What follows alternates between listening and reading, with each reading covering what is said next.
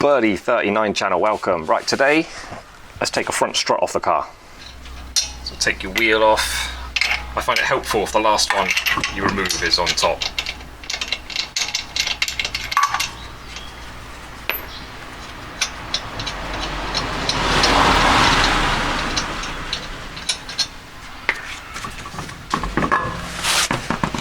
Put that under your car, a little bit of extra safety in case the stand fails. Next, disconnect your brake hose. See that clip, little spring-loaded clip? Screwdriver, flat-headed screwdriver, hammer. Give it a few taps.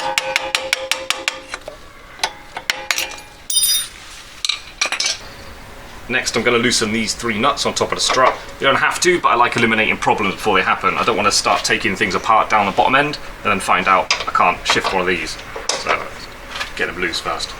14 mil on this car.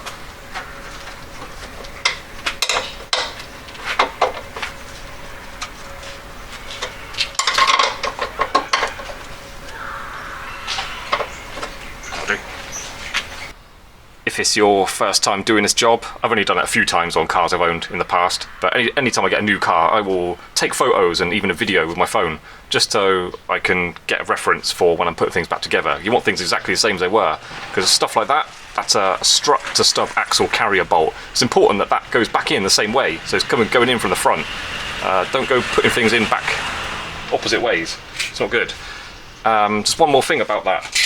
I don't own a torque wrench, never had one, never touched one I don't think, but I'll give you a trick on if you're concerned about how tight things need to be. Take a measurement, you can see where that's sticking out, yeah? I can take a measurement of that. Okay, so just when I'm putting it back in, make sure I get it to 9.4 or whatever it is if I do it carefully. Yeah, there you go, that's my torque setting, the distance that sticks out. So that's a little top tip for you. Okay, right, so next, when I take these out, these 2 parts are going to want to separate, so the strut's going to want to drop down, so I'm taking my jack again and supporting that underneath, just so I can take these out without the whole thing falling apart on me. Okay, so let's get these out. 17 mil.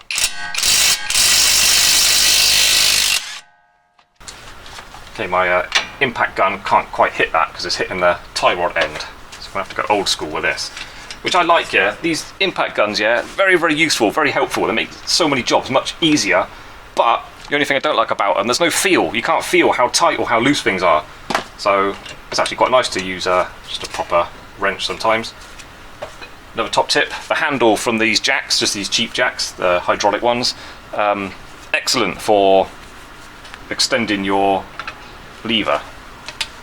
Remember now, last time, pull the handle off. It's a proper strong steel bit of tube. Really good for extending that and getting a bit of extra power on your levers. There you go, that's turned a little bit.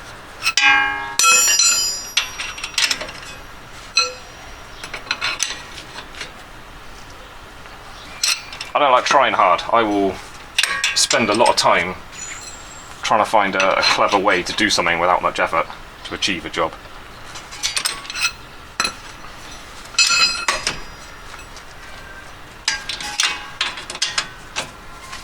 Anyway, this is loose. I'll pull this out in a sec. Here we go.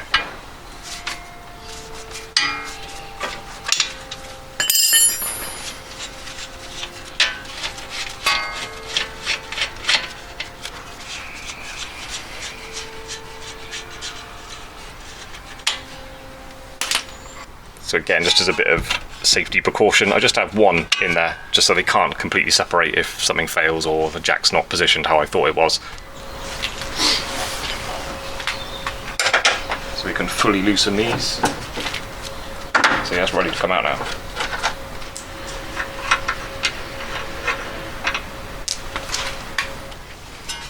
Should be able to get this out now.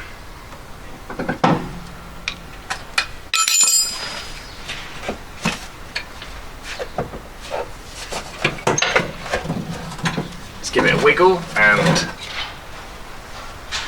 it's a boy! Wah, wah, wah. That's fucking stupid.